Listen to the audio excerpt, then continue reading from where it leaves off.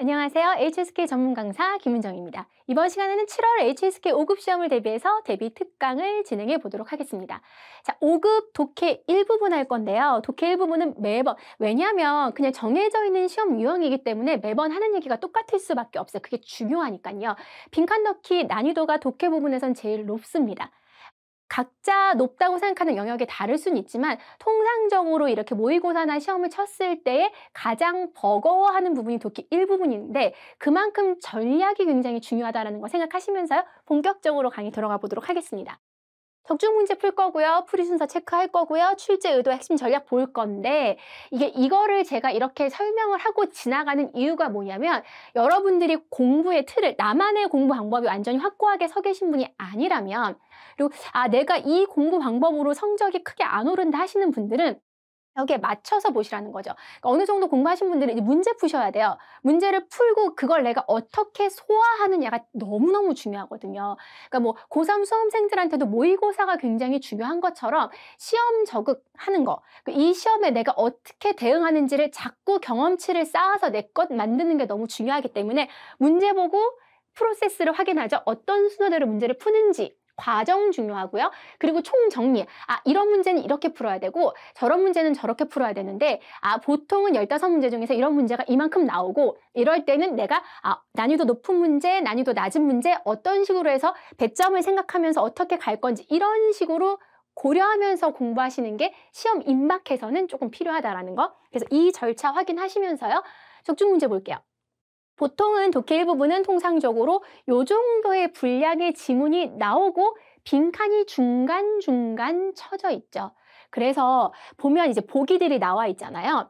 그래서 53, 54, 55, 56에 각각의. 근데 이제 빈칸의 위치를 우리가 4급 때나 이럴 때 보면 빈칸의 위치로 품사가 정해지니까라고 하는데 애석하게도 독해, 그 5급의 독해 일부분은 보기의 품사가 다 똑같은 경우가 많아요.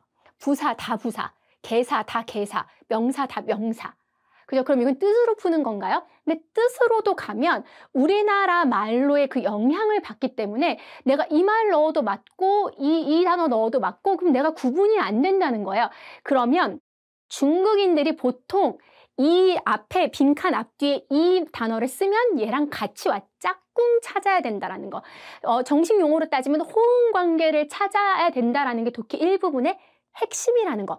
그럼 빈칸 앞뒤에서 짝꿍을 찾아서 그러니까 보기만 보고 보기끼리 대충 내가 이 단어 많이 봤고 얘랑 성질이 달라 이렇게 푸는 거 절대 아닙니다. 실질적으로 그런 식으로 접근해서 문제 푸시는 분들을 많이 봤기 때문에 이야기를 드리는 거예요. 제가 오프라인으로 강의를 할 때는 어땠었냐면 이제 물어봐요 꼭. 너 왜 근데 이걸 왜 답을 고른 거야? 어떤 생각을 가지고 왜 이걸 문제를 푼 거야를 제가 꼭 물어봐요. 사람이 많아도 많이 틀린 부분들은 몇 명을 뽑아서라도 꼭 그걸 물어보거든요. 그러니까 이게 왜 중요하냐면 내가 생각하는 과정에서 뭔가 오류가 일어날 가능성이 좀 크단 말이에요. 보기를 서로 비교하는 거 아닙니다. 무조건 빈칸 앞이나 뒤를 봐야 된다라는 거. 왜? 모든 보기의 A, B, C, D에 해당하는 품사는 같을 거니까. 문장이니까 다 문장이잖아요. 그러니까 그거 기억하고 가셔야 된다는 거예요. 자, 이제 순서가 중요합니다. 그러니까 단순히 그냥 한 문장 있고 빈칸 넣고, 그쵸? 4급처럼 한 문장 있고 빈칸에 해당하는 단어 넣고가 아니라 한 편의 글이 나와요. 그러면 이게 그냥 단어 고르는 것 같아 보여도 이 전반적인 글에 대한 맥락이 이해가 돼야 풀 수 있는 문제를 난이도가 비교적 높은 문제를 분명히 넣는다는 말이에요. 그래서 적어도 내가 이 문장을 다 해석은 못해. 그쵸? 어려운 단어들이 포함되어 있는 문장들도 있으니까요. 그렇지만 대충 내가 뭔 얘기를 하는지는 알아야 될 거 아니에요. 이게 옛날 이야기인지 설명문인지 그럼 설명문이면 어떤 분야에 대해서 어떻게 얘기하는지 환경 문제인지 스포츠인지 아니면 동식물에 대한 얘기인지 뭐 이런 걸 봐야 된다는 거예요. 근데 첫 번째 문장을 읽으면 맥락을 잡을 수가 있어요. 왜냐하면 중국인들이 보통 되게 많이 쓰는 그 화법 중에 하나가 글을 쓰는 방법 중에 하나가 두괄식이에요. 보통은 서론에 중국인들이 이제 아무래도 사회주의 영향이 있는 건지 그들의 민족성 때문인지는 잘 모르겠는데 탁, 탁, 탁 얘기하는 거 굉장히 좋아요. 나 오늘 뭐 얘기할 거야. 그리고 퉁퉁 얘기하고 나 오늘 얘기한 것의 결론은 이거야 라고 얘기하는 경우가 되게 많아요. 그래서 첫 문장을 읽고 맥락을 잡습니다. 농구 경기가 나와요. 란치오 비사이가 나와요. 우리는 발견할 수 있대요. 뒤에 단어가 어려워도 일단 농구 경기에 대한 얘기네. 잡고 가셔야죠.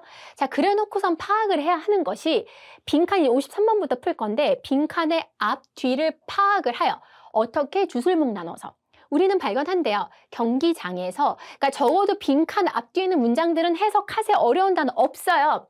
没有穿1, 2, 3号 지우이的 运动员. 입어요. 1번, 2번, 3번. 지우이가 옷인가 보다. 유니폼을 입는 선수가 없대요. 농구 경기에. 이 정도는 해석할 수 있잖아요.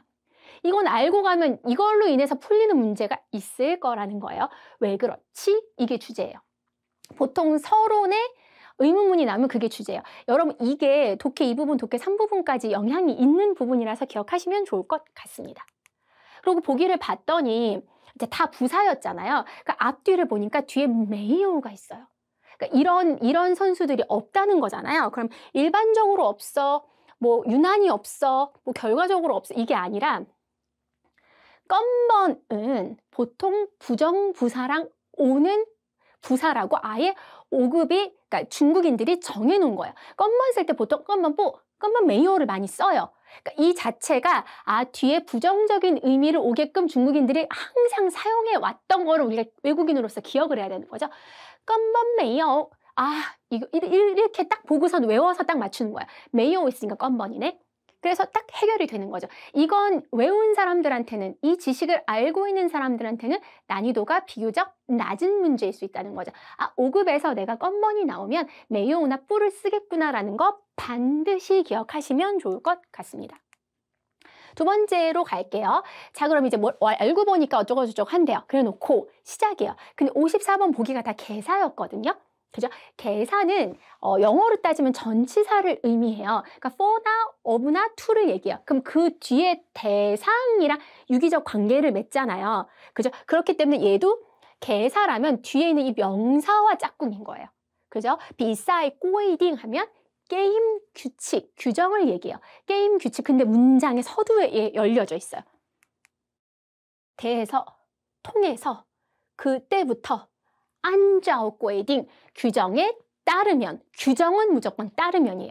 통과 같은 경우는 보통은 어떠한 방법을 통해서, 어떤 수단을 통해서, 또는 뭐뭇에 대해서라는 뜻이죠. 근데 얘 같은 경우는 일단은 여러분 메이어가 나왔기 때문에 건번이고요. 그죠? 꿰딩이 나왔기 때문에 안자오예요. 얘는 알고 계셔야 돼요. 중국인들이 많이 쓰는 호응관계라는 거. 그래서 안자오니 꿰딩. 탁탁 해서 탁 고르시는 거. 왜냐하면 이렇게 해야만 여러분들이 나중에 5급 뭐 장문도 그렇고요. 6급 가서도 그렇고요. 장문을 쓸 때, 문장을 구사할 때도 건번 메이어 쓸 거 앞에다 건번 쓰면 점수 더 받아요. 그죠? 그리고 어떤 규정에 따르면, 규칙에 따르면이라는 문장을 읽고 내가 써야 될 때도 알아두시면 도움이 된다라는 거죠. 사실 중국어는 호응관계 싸움이 굉장히 커요. 자, 이제 또 보죠. 55번. 자이반유엔이 심판이에요. 왜냐면 이 해당하는 문장을 열심히 뭘 사용해서? 수신호를 사용해서 보여준대요. 뚜웨이엔 선수의 뭐를 보여주나요? 다 명사죠. 선수. 심판이 주어 수로 목적물 심판이 손을 사용해서 선수의 무언가를 보여준대요. 형상, 손으로 위치, 번호, 형세, 형세는 이제 지금 사회가 돌아가는 그 형세를 얘기하는 거죠. 자, 아까 서두에 유니폼 1번, 2번, 3번 번호를 단 유니폼을 입은 선수가 없다고 얘기했어요. 이 글 전체의 맥락은 농구 경기장에서 번호, 넘버에 대한 얘기란 말이에요. 그래서 뭘 써야 돼요? 하오마예요. 근거, 맥락을 찾아야죠. 자, 마지막에 이제 마지막 56번 같은 경우에는 다 절로 돼 있잖아요. 이제 의미를 좀 읽어야 된다는 거죠. 문장이나 절로 돼 있으면 내가 이게 앞에 뒤에 맥락상에서 그걸 골라야 된다라는 거. 보시면 접속사 호응이 나오는 경우가 좀 많거든요. 이제 예를 들어서 수에란이 앞에 나왔어요. 그럼 뒤에 딴시 쓰면 되고, 인화이가 나왔으면 뒤에 수어 있으면 되고 라는 느낌의 이제 호응 관계가 올 수도 있는데, 여기 보시면 자, 경기장에서 이거 메이 아닙니다. 셔입니다. 셔. 부수가 이게 물수변 있을 때 메이죠. 이거 있으면 셔 설치하다라는 뜻이에요. 이거 헷갈리시면 안 돼. 되게 헷갈리기 쉬워요. 그러니까 1번, 2번 선수, 1, 3번 선수가 없다. 왜냐하면 1번, 2번, 3번의 선수가 설치돼 있으면, 거기에 배치가 돼 있다면, 왜 1번, 2번, 3번 첫 문장이 그래서 중요한 거라니까요. 왜 그럴까? 1번 그래서 제가 얘네는 두 갈씩을 쓰고 첫 문장에 의문문이 있으면 이게 중요해라는 건 이게 네 문제 중에서 첫 번째랑 두 번째 문제 같은 경우에는 내가 외웠던 걸로 탁탁 집어서 콕콕 집어서 딱 푸는 문제였잖아요. 근데 세 번째, 네 번째 같은 경우에 의미를 파악하는 난이도가 높은 문제란 말이에요. 통상적으로 한 지문에 네 문제 나오면 두 개 맞고 두 개 틀려요. 그게 일반적으로 한 달 이상 시험을 준비하시고 모의고사 보면 그렇게 보더라고요. 그러니까 반 이상은 맞아야 될 거 아니에요. 네 문제가 있으면. 그러니까 이런 어려운 문제, 맥락을 파악하는 문제를 맞춰야 여러분 점수가 오른다는 거예요. 자, 그러면 만약에 얘네가 있으면 돼요, 안 돼요? 안 되니까 없겠죠. 1, 2, 3번 옷 입은 선수가 우리가 무슨 그 문장이 어렵기를 해요? 하나도 안 어려운 문장이었어요. 사실 지금 제가 해석을 안 하고 스킵하고 넘어간 문장 중에서 어려운 문장들이 많은데 문제 풀 때 그 어려운 문장들은 아무 상관이 없었어요. 빈칸이 해당하는 그 문제 앞뒤 절이나 그 문장을 갖고 문제를 풀 수 있었고요. 첫 번째 그 부분에 초반 부분에 있었던 문장을 가지고 맥락을 잡으면 지금 풀 수 있잖아요. 전형적인 5급 독해 일부분에 딱 정말 전형적인 문제예요. 그래서 보시면 안 좋아야 되는데 더 좋아져요. 경기가 훨씬 더 뛰어나져요. 게임 규칙은 바꿀 수 없어. 생뚱맞은 소리죠. 근데 중요한 건 루거를 보고 풀기에는 루거 뒤에 후에 올 수 있어요. 찌우도 올 수 있어요. 뭐뭐 한다면 뭐뭐 할 수 없다고 가능하죠. 찌우도 올 수 있어. 이런 호응관계를 못 풀어야 문장이 읽어요. 적어도 얘가 좋은 얘기하는지 나쁜 얘기하는지 정도는 파악을 해야 될 거 아니에요. 인치 5호에 오해 일으킨다고요. 1, 2, 3 하면 심판이 뭔가 이렇게 규정상의 손가락으로 룰을 표시해야 되는 게 있기 때문에 헷갈릴 수 있다라는 거죠. 관중이 경기를 볼 때 방해하는 이런 거랑은 지금 그 관계는 얘기가 없잖아요. 최소한의 해석을 가지고 맥락 문제는 풀 수 있어요. 그렇죠? 오히려 해석하기 어려운 문장의 경우에는 건번 메이어나 안자오 꼬이딩처럼 쉽게 풀리는 경우들이 있는데 맥락을 찾는 부분들의 문장 같은 경우에는 해석을 할 수 있는 거에서 맥락 난이도가 높은 문제가 나올 수 있다는 거예요. 그거 기억하시면서 하시면 좋을 것 같아요. 빈칸 앞뒤에서 호응관계 찾는 거. 설명문은 서론. 무조건 서론. 사실 이야기 형식은 이렇게 교훈이 그 후반 부분에 나오지만 의문문 하고 하는 그 부분에서는 무슨 얘기지? 이 글이 그럼 이 글에서 하고자 하는 얘기가 여기서 나오나 보다라는 걸 알고 가셔야 되고요. 안자오 꼬이딩 건번 메이어 고정적인 호응 관계 무조건 외우셔야 됩니다. 공부하면서 나오는 것들. 자, 시험에 많이 나오는 그런 고정적인 표현들을 내 것화 시키면서 또 문장이나 맥락 파악하는 내공 쌓으시면서 공부하시면 좋을 것 같습니다. 오늘 배웠던 내용들이요. 진짜 HSK 5급의 독해 일부분을 전반적으로 다 아우르는 내용이었다는 거 기억하시면서 이 방향으로 지속적으로 공부하시면서 좋은 성적 거두시기를 바라며 이 수업 여기서 마무리 짓도록 하겠습니다.